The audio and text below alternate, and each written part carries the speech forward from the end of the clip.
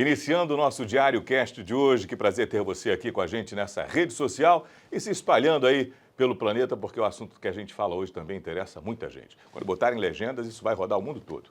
Professor Maris, engenheiro Carlos Maris, seja bem-vindo. Prazer recebê-lo. Prazer é todo nosso estar aqui, Aldo. Você, como um grande comunicador que é, nos deixa extremamente à vontade. E o assunto aqui é o que eu mais gosto de falar, que é sobre energia.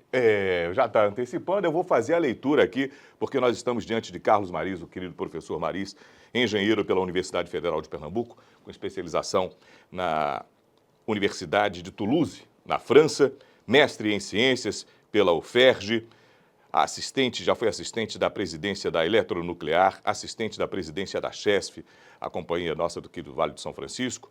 É um professor aposentado e hoje continua sendo membro da Academia Pernambucana de Engenharia e ainda tem uma especialização e mais coisas, porque o assunto, quando a gente fala em energia nuclear, todo mundo lembra de Maris no Brasil inteiro. Professor, tem um legado já aí, quando se fala em energia e energia nuclear, hein? Isso faz parte da história da vida, né? Cada cidadão tem o seu legado, né? Agora, o tema é polêmico. Sempre foi, Maris? Sempre foi, né? Porque começa com o nome nuclear, que assusta. Embora a energia nuclear para produzir energia elétrica não tem nada a ver com a questão das explosões, desse negócio atômico, mas o pessoal associa no inconsciente. Por isso que assusta um pouco. Mas acontece que à medida que você entende o que é a energia nuclear, você passa automaticamente a defender. Assim são nas usinas nucleares disparadas no mundo inteiro. Aqueles moradores, são os que moram perto, que entendem, são os que mais defendem. Quem é que mais utiliza a energia nuclear hoje no planeta? Olha, em volume de unidades ainda é os Estados Unidos, que já teve 104, hoje tem menos do que isso, mas vai voltar agora a expandir de novo o seu sistema, por várias razões. Eu diria que depois dele você pode ter aí, eu acho que talvez aí vai a China empalhada talvez um pouco perto da França. A França tem 58 usinas nucleares. A França tem 58 usinas? Espalhadas. Veja que a França é do tamanho do estado da Bahia, certo? Né? Imagina colocar, se você fizer uma viagem de carro na França, certamente vai passar perto de uma usina nuclear. Ela teve 58, na verdade, desligou para 2, vai fazer agora mais 6. Agora, não houve também uma coisa de... Alguns países estavam achando que era o momento, talvez, de migrar e não utilizar mais a nuclear. Isso está dando um revés? Está voltando esse enterro, que estava dito que ia se deixar de fazer mais usina nuclear, usar a energia nuclear, estão voltando a trabalhar na nuclear? Sim. Então, na verdade, nunca deixaram, apenas desaceleraram um pouco, por várias razões. Tem razões aí, por exemplo, quando tem um acidente nuclear, você como praticamente tiveram 3 acidentes nucleares. O de Trimalhoide sem consequência, nem para o meio ambiente, nem mesmo para a população, que pouco se fala dele. Chernobyl, que teve mais consequências. Chernobyl foi histórico, né? Muito falado. Mas que já foi dominado isso, quer dizer, já foi estudado direito isso e tudo mais. E também o de Fukushima também. Mas Fukushima, por exemplo, por radiação não houve nenhum índice de mortalidade por radiação. O problema de Fukushima foi o grande desastre que teve lá com o tsunami. E com o terremoto, que foi de todos eles de escala bíblica, vamos dizer assim, e que até morreram lá perto de 20 mil pessoas, mais provocado pelo tsunami e pelo terremoto. Mas, enfim, isso as pessoas se assustam. Então, toda vez que tem um acidente, você reprograma as usinas nucleares. As usinas que saem agora, se lá estivessem nesses acidentes, não mais teríamos esses acidentes que tem lá.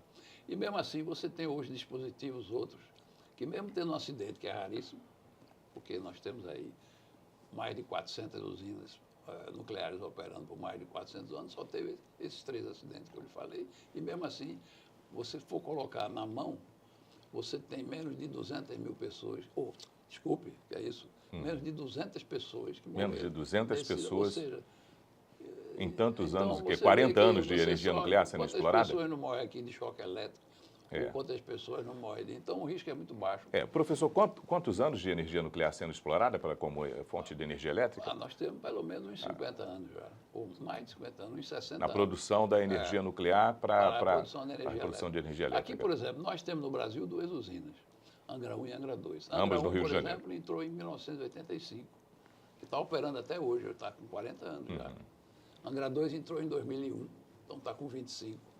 essas duas usinas que operem sempre com altos índices de performance. Saiu recentemente uma matéria que também foi explorada, saiu na televisão, o Fantástico fez uma matéria falando sobre, pontuou uma das coisas que chamaram a atenção foi o preço da energia nuclear ser bastante elevado comparado com algumas outras. Mas a comparação, o que existe ali que o senhor estava me explicando, Certo, perfeito.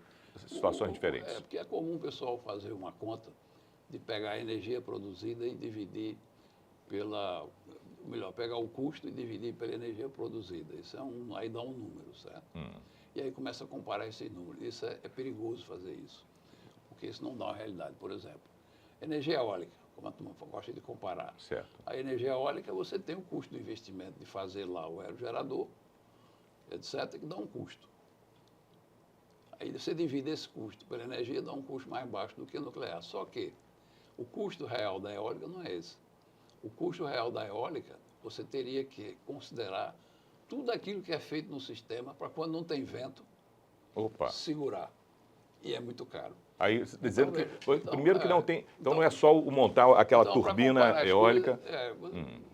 Então você tem que comparar as coisas reais. Por exemplo, você tem que comparar energia nuclear com energia térmica. A térmica que vem das usinas hidrelétricas. Porque todas elas... Não, usinas térmicas, né? Não é hidrelétrica. Ok, desculpa. A que queima carvão. Porque são térmicas. Ok. E vocês podem operar em regime de base, ou seja, não são intermitentes. Operam continuamente. Além de outra coisa importante, que elas são despacháveis. O que é despachável? Despachável é o seguinte, eu quero ligar você a tal hora da manhã com tantos megawatts. Você vai lá e faz isso, tem um operador. Com energia eólica você não faz isso. Ou seja, é difícil, você não programa. Quem decide a operação de uma usina eólica ou solar é a natureza, não é o operador. E muitas vezes você não precisa daquela energia naquela hora, tá certo? Ou às vezes você precisa e não tem. Então esse é um grande dilema. É por isso que você tem que ter um sistema robusto e bem calibrado, você tem que ter uma combinação de fontes. É por isso que eu defendo há tantos anos a energia nuclear. Porque a energia nuclear é o que dá mais segurança energética a qualquer sistema. Ela é estável, ela é o tempo todo, estável e constante. Funciona 24 horas por dia e não depende do clima. E também, para a questão do aquecimento global, não emite gases de efeito estufa. Ou seja, é uma energia que o Brasil não pode deixar de ter. E realmente é uma energia com todos os predicados. O que nós temos que ter é equipe sempre bem treinada, como nós temos hoje, mas não deixar que essa equipe morra sem ser treinada mais, ou que não tenha descendentes, para dar continuidade, não só a essas usinas que nós temos, como também para expandir isso no sistema nacional. Professor Maris, vou fazer aqui o contraponto em duas situações, que o risco para o meio ambiente, eu imagino que já que o senhor já venha falar sobre prevenção, o que é que hoje se coloca, senão, porque risco toda vez que um avião sobe tem. Claro. Então risco tem. Lógico. Mas e quanto ao que se pode fazer diante de um acidente, as coisas que já foram aprendidas, e aí uma outra questão eu lhe faço daqui a pouco. Tá. Veja só, existem estudos feitos pela Universidade de Harvard e publicados na revista Forbes, de junho de 2012, que mostra qual é a energia mais perigosa do ponto de vista de risco.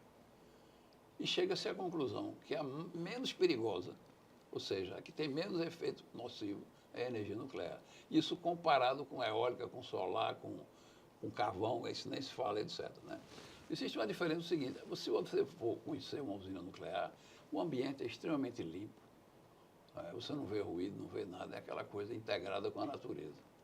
Se você vai visitar uma térmica a carvão, não só não é limpo, porque você tem toda aquela poluição associada à queima do carvão, como os gases emitidos pela energia fóssil, quer seja carvão, gás ou diesel, ele emitem partículas que são nocivas e que dão efeitos cardiovasculares.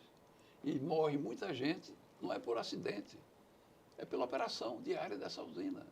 Pela inalação o que está colocado no ambiente. Está colocado no ambiente, certo? Existe um ambientalista, certo? Que ele fez um estudo e mostrou que a presença da energia nuclear já salvou praticamente 2 milhões de pessoas, porque evitou a geração fóssil, que produz essas partículas que jogam no ar. A população precisa saber disso para se proteger. E quanto à outra questão, quanto aos resíduos gerados na operação de uma usina nuclear, professor? Você tem os resíduos da nuclear, você tem de dois tipos. Você tem o da operação de manuseio, que é de baixa atividade, e você tem aquele que o pessoal normalmente se refere, que é o do produto do combustível nuclear, que é de alta intensidade. Não é? Todos esses dois aí. Quando você acaba de usar a usina, você guarda boa parte do combustível usado na própria usina, internamente, dentro da área que é feita para isso. Com o tempo de operação, como aconteceu agora aqui, a usina de Angra já tem 40 anos e a outra tem 25, aí você precisa arranjar outros depósitos, como foi feito agora. Aliás, o programa Fantástico mostrou como é que é feito ao ar livre, encapsulado internamente por metal especial e por fora em concreto, e fica sendo monitorado aquilo ali até um destino que se possa dar. Na verdade, aquilo ali é combustível. Aquilo ali, então, está esperando qual é o próximo uso que ele vai ter, sobretudo com a geração 4 de energia nuclear, ele pode voltar a ser usado também como combustível. Então, é um valor estratégico. Não ocupa muito espaço. Ele volta à cadeia produtiva, de alguma forma. Não ocupa muito espaço e nós temos tecnologia para manter aquilo guardado sem nenhum problema.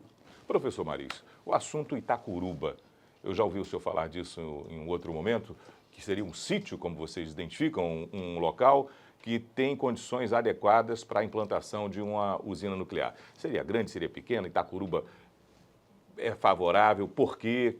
Quais outras regiões próximas aqui, né, teríamos também possibilidade de uma implantação favorável? Esse é um assunto bem interessante, porque Itacuruba, aqui em Pernambuco, né? Na verdade, a gente fez esse estudo quando eu era assistente da presidência da Eletronuclear. Eu comandava aqui em Recife um escritório da Eletronuclear para o Nordeste. Nós fizemos um trabalho intenso aqui de busca de sítios na região Nordeste, sítios, né, localização para as usinas nucleares, certo? Ao mesmo tempo que fazíamos relacionamento institucional a nível de governador, secretário de Estado e instituições, para divulgar e dizer o que estava sendo feito.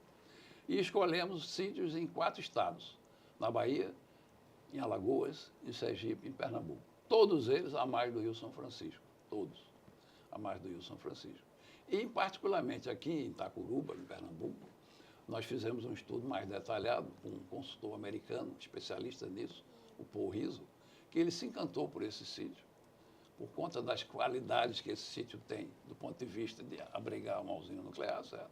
E a gente avançou um pouco mais nisso aí naquela época, porque a ideia era prosseguir, isso era por volta de 2010. O governador, 2010? O governador era Eduardo Campos. Eduardo Campos era um entusiasta disso aí, certo? Eu conversei com ele algumas vezes sobre isso, e ele sempre deu sinal positivo que a gente fosse em frente, que lá na frente, quando fosse necessário, ele entraria. Mas, infelizmente, as coisas mudaram no Brasil, ele faleceu também, que era um grande líder aqui no Estado, que está com muita falta até hoje, e o projeto não foi para frente. Mas, então, veja, esse sítio ele pode construir, a gente fez lá, até 6 unidades geradoras de grande porte. Isto é, o que é grande porte? Você pode fazer aí uma usina de 1.100 megawatts, cada unidade pode dar 6.600. Mas você pode até aumentar um pouco. Se quiser aumentar uma unidade para 1.400. E aí você pode ir para 8.000 e quê, etc, etc. Isso representa, professor Maris, para o leigo, e eu me coloco no meio do povo que estou falando agora, isso representa quanto de capacidade de alimentação de energia uma cidade de grande porte, de médio porte? Olha, você tem uma noção do seguinte, vou lhe fazer uma comparação aqui. Angra 1 tem 650 megawatts. Angra 2 tem 1.400, vamos dizer, as duas juntas são 2.000 megawatts. Somadas as duas, ela atende 50% da cidade do estado do Rio de Janeiro. Do estado do Rio de Janeiro. Que é um estado industrial. Industrial. Poderoso, certo? 2.000. Puxa vida. Aqui a gente pode fazer mais de 6.000. Então, daí você tem uma noção do que a gente Uau. pode fazer, o que seria importantíssimo para o Nordeste. Um ponto importante para pontuar. Eu fui professor de energia também durante muitos anos na Universidade Federal de Pernambuco. E uma coisa que a gente precisa pontuar é o seguinte, é preciso a gente fazer um sistema elétrico que seja robusto, um sistema elétrico que absorva as vantagens e suplante as desvantagens das outras.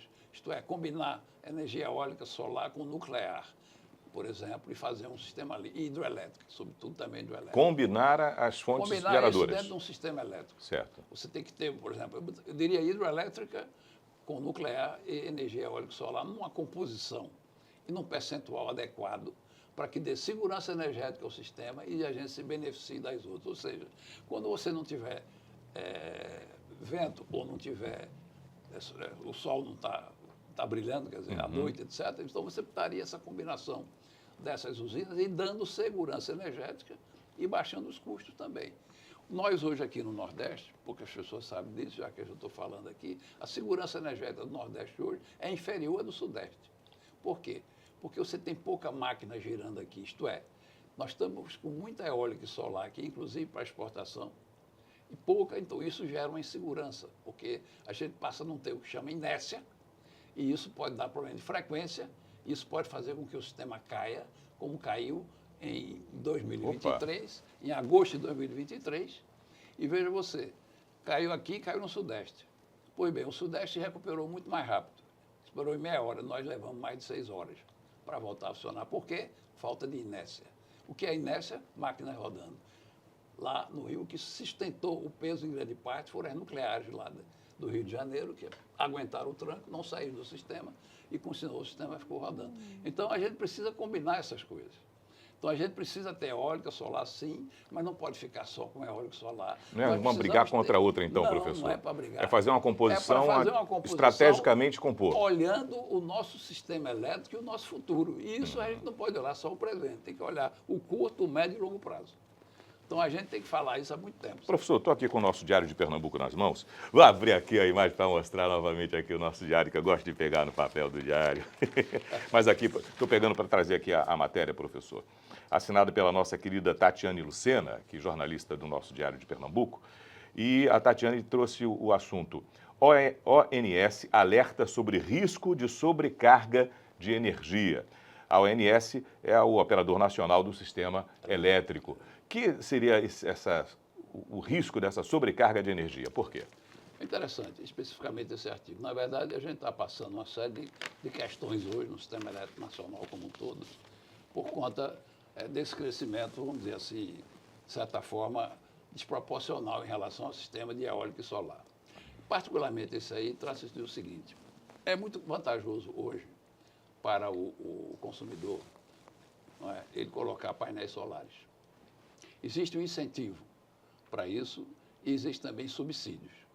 Subsídio, por exemplo, do tipo, eu boto meu painel solar em casa, gero, e durante o dia, quando tiver excesso, eu mando para a concessionária. O excesso vai para a concessionária. Vai para a concessionária e eu faço a concessionária de bateria, não pago por isso, e à noite eu recebo isso de volta. Então, veja que isso é muito conveniente. Não é? E existe esse tipo de incentivo. Agora, o que é que está acontecendo? Quando você tem um percentual pequeno no sistema dessas coisas, você não tem tanto efeito. Mas agora começou a ter um grande percentual. Tem muita gente fazendo suas usinazinhas de geração. O que acontece? O circuito, a linha de transmissão que leva a energia que você está superavitária, está num montante tal que o fio é fino. Eita! Compreendeu? É mais ou menos isso para entender. Quer dizer, você precisa engrossar esse fio, ou seja, precisa aumentar a transmissão. E não só isso, o transformador que está recebendo lá também está sobrecarregado. E isso está acontecendo em diversos pontos ao mesmo tempo, simultaneamente. Porque isso está crescendo sem um controle. Não há controle para isso, certo? Então, na verdade, tem que se ver como fazer para que haja isso. Então, de repente, você vai ter que sair correndo para aumentar o transformador. Isso é a mesma coisa que está acontecendo, se você for pensar um pouco, nos prédios residenciais hoje, com esse negócio de carro elétrico. Carro elétrico. Porque está todo mundo botando carro elétrico, estão esquecendo que lá na sua garagem tem um transformador. E tem lá que, de repente, não vai aguentar. Não é só pegar lá e ligar. Então, você, de repente, você tem que ter um planejamento. Se ligar 1, 2, tudo bem, mas se de repente você tem ali... 2 começa a... Aí tem 15 carros elétricos dentro já no seu prédio. Então você tem que fazer o seguinte, você não pode esperar esse problema dar. Você tem que se antecipar, como a gente está fazendo lá no meu prédio, já que eu moro lá, contratei uma consultoria para estudar isso e ver o que é preciso fazer, certo? Porque senão vai dar problema também aí no futuro. Então é parecido. Eita, professor, mas só a programação. Isso é um problema que se resolve com programação. O problema se resolve e que não está sendo feito. Esse é o problema. Porque se você olhar em larga escala, o setor elétrico ele tinha um sistema de planejamento montado, olhando o curto, médio e longo prazo. Tá? Hoje você não tem mais isso, teoricamente, porque você fez com que o mercado é que vai dar as ordens. Quer dizer, então o mercado é o seguinte, eu venho aqui, faço eólica, eu vou ali, faço solar, eu vou ali, faço uma... Espera aí, calma. Você acha que isso vai dar certo? Pode ter um excesso ali ou falta acolá. Esse tipo de coisa deixou-se de planejar. E o sistema está solto nesse momento. mais ou menos solto e está causando uma série de problemas, não só dessa natureza, de outros tipos também, tá certo? Que está acontecendo hoje, chamado curtailment, que você é obrigado a mandar tirar as térmicas, quer dizer, mandar tirar a eólica do sistema, porque você tem acesso às vezes e tem falta em outras horas. E isso, o sistema está desse jeito e, por sorte, a gente tem água ainda no reservatório, porque choveu, mas se não chover, o nosso sistema elétrico brasileiro passa a ficar dependente todo ano se vai ou não vai chover. É verdade. E isso é um problema que a gente tem que resolver. Não podemos ficar vulneráveis a esse ponto. Um país da dimensão do Brasil. Professor, Angra 3, que está sendo falado aí, se toca a construção de Angra 3, se para a construção de Angra 3, o parar também é tão caro e frustrante, enquanto que outros países a gente vê retomando e trabalhando com a energia elétrica, anunciando, a China que está aí exportando, ainda fabricando e exportando seus, como é que chama? Geradores de energia compactos agora, mas muito mais caros. Fala um pouquinho disso para a gente, por favor, professor. Não, pois não, veja só. Você falou bem aí, lembrou, o mundo inteiro hoje está expandindo de novo a energia nuclear por uma série de motivos, certo? Inclusive, está desenvolvendo novos reatores nucleares, que são os pequenos reatores nucleares. Você tem hoje no mundo mais de 70 empresas fazendo projetos de pequenos reatores nucleares que vão de 1 megawatt até 300 megawatts, porque o limite para ser chamado de pequeno reator é 300. Então, nessa faixa aí, você tem mais de 70 empresas e a ideia é colocar isso em fábrica e produzir em série. Isso aí para baratear os custos. E isso vai entrar, já tem alguns já funcionando, sobretudo na China, na Rússia, etc. Alguns já nos Estados Unidos começando, etc.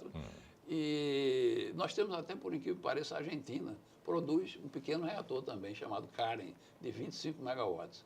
Aliás, por falar nisso, a Argentina tem um programa nuclear dela, é bem interessante, porque a Argentina, ela quer ser a líder da América Latina em nuclear e vai ser.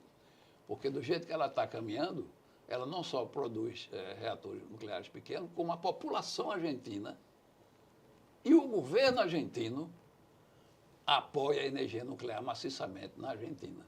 Aqui no Brasil... Apoia agora com o Milei ou já apoiava antes? Não, Milei, veja só, apoia antes, porque quer seja o governo de esquerda ou direita, na Argentina sempre houve um apoio de Estado maciço então é para política de Estado. À energia nuclear. E o Milei, que chegou agora, já fez um discurso apoiando a energia nuclear na Argentina. Tá certo? O que é estratégico para um país, tem que ser projeto de Estado. A Argentina hoje já superou o Brasil em muito, rapaz, na parte de energia nuclear. E o Brasil tem tudo desse tamanho, não pode ficar dependendo de uma coisa. O Brasil pode crescer até muito mais, tem espaço para isso.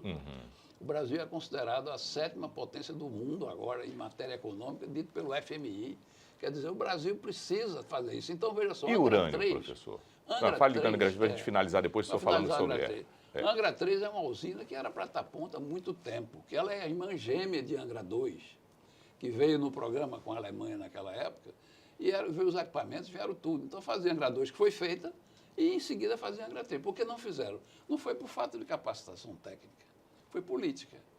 Aí entra a política, que não adianta saber por quê, ou o que foi falta de recursos, não foi, e ficou nisso, e vai e vem, e vai e vem, e vai e vem, e ficou até hoje isso aqui. Agora, no dia 18 de fevereiro, eu espero que o CNPE, que é o Conselho Nacional de Política Energética, decida efetivamente por Angra 3. Angra 3 já está com 65% das obras prontas. Se você parar Angra 3, você vai ter quase tanto custo quanto para pagar o reparo do que fazer. Então, veja só, esse momento é o momento de você bota em pouco tempo, você coloca ela em funcionamento. É difícil botar uma usina nuclear em funcionamento em pouco tempo. E são 1.400 megawatts que você vai agregar ao sistema, daqueles que gera energia 24 horas por dia, 7 dias por semana, certo? E você acabaria de vez com isso. E mesmo assim, a energia produzida por ela é muito mais barata do que as usinas térmicas que rodam hoje no Brasil. Opa! Tá certo? Além de não ser poluente e além de não ter problema de... E o tal do urânio? E para enriquecer o urânio? E nós temos urânio na nossa região? O Brasil tem... As prospecções que nós temos feito diz que o Brasil é um dos maiores produtores, será um dos maiores produtores do mundo. Né? Não vou dizer que será o maior, mas pode até vir a ser, pelas perspectivas que existem. Nós temos aqui perto de Pernambuco, no Ceará, uma grande mina, certo? Aqui dos cearenses, que pode muito bem vir a produzir uma quantidade imensa de energia, até para sustentar talvez umas 8 usinas nucleares aqui no país. Certo? Puxa vida. E essa usina está sendo, o estado do Ceará está abraçando isso aí, já está, inclusive, em desenvolvimento, tá certo? E isso aí é uma coisa muito importante para o Brasil. Agora, nós precisamos agregar tecnologia. O Brasil tem a tecnologia, poucos países do mundo têm a tecnologia do enriquecimento de urânio. O Brasil desenvolveu uma tecnologia própria de enriquecimento de urânio, considerada uma das melhores do planeta, mas, no entanto, você precisa fechar o ciclo. Você não vai pegar o urânio bruto, se você quiser exportar, e exportar o urânio bruto, o que seria uma grande besteira, porque você não agrega tecnologia e nem preço. Se for para exportar, é para exportar enriquecido. Mas eu nem falo em exportar. Eu acho que apesar do Brasil ter muito urânio, o urânio deve ser usado para o desenvolvimento do país. O urânio deve ser transformado em energia. E a energia vai ser transformada em bens para a sociedade. Então, eu acho que nós devemos usar isso estrategicamente. E nós devemos fechar o ciclo. A aprovação de Angra 3 viabiliza o fechamento desse ciclo. Porque, apesar de a gente ter urânio e ter 2 usinas nucleares, a gente importa urânio do exterior.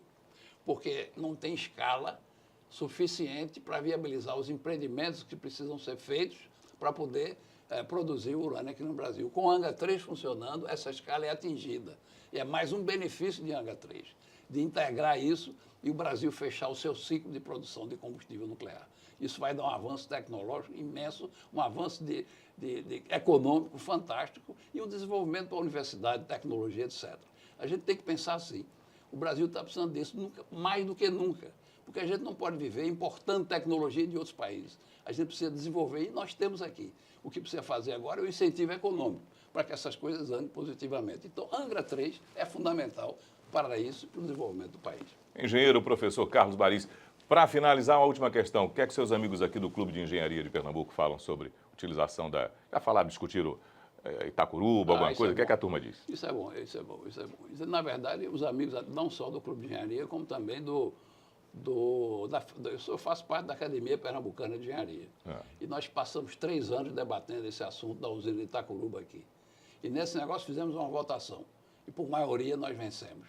E aí saiu o presidente dando uma declaração por escrito e ficou dizendo: Engenharia Pernambucana aprova a Central Nuclear de Itacuruba. E aí ele fez uma carta boa para todo mundo, fez um pronunciamento. E esse pronunciamento eu divulguei amplamente pelo Brasil inteiro, não só por Itacuruba, como também ele diz: a dimensão do país é de tal ordem que não podemos ficar apenas em Angra 1, Angra 2, Angra 3. Temos que expandir o Programa Nacional no Brasil em prol do desenvolvimento tecnológico e econômico do nosso país. Gosto demais do tema. Ouvindo uma parte e outra parte também. O espaço está aqui aberto também. Professor Maris, muito obrigado pela sua participação conosco aqui hoje no nosso Diário Cast, que a cada semana traz uma entrevista interessante, como essa nossa hoje. Então, você, muito obrigado pela sua audiência, por onde quer que você esteja assistindo, no smartzinho pequenininho na mão, ou estiver num telão, está acompanhando aqui também pela nossa TV Tribuna, Rede Band, fazendo a transmissão de parte dessas nossas conversas e entrevistas. Professor Carlos Maris, muito obrigado pela sua presença. Nós aqui agradecemos, também aqui mandar um abraço aqui para os que estão nos ouvindo aqui e dizer: vamos em frente com o Brasil grande, por favor. Até o próximo encontro. Itacuruba, em Pernambuco. Até o próximo encontro. Um abraço e até lá.